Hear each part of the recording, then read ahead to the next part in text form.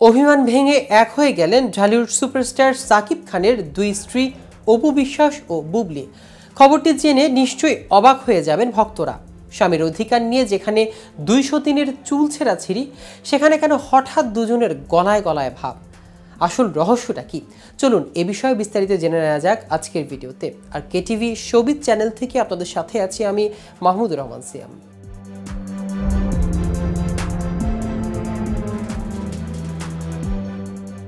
Dhallywood superstar Shakib Khan ও জনপ্রিয় অভিনেত্রী অপু বিশ্বাসের ছেলে আব্রাহাম খান জয়ের জন্মদিন ছিল গতকাল। 2016 সালের 27 সেপ্টেম্বর কলকাতায় জন্ম নেন সাকিব অপুর পুত্র।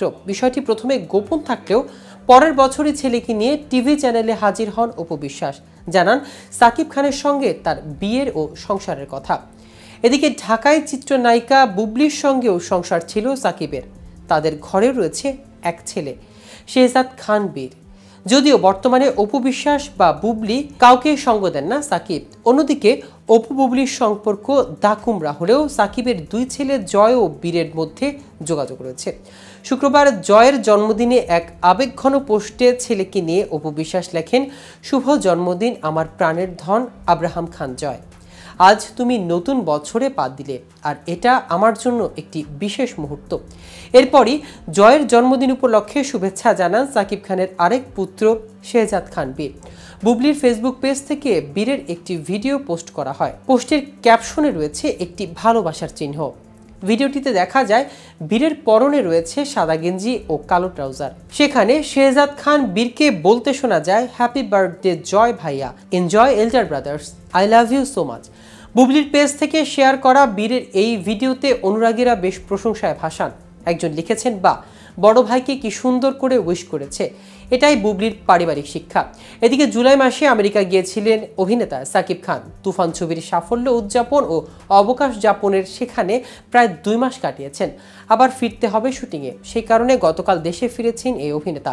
হযরত শাহজালাল আন্তর্জাতিক বিমানবন্দরে নামার পর তার সঙ্গে দেখা হয় পুরনো সহকর্মী অভিনেতা আলেকজান্ডার বোরের সঙ্গে।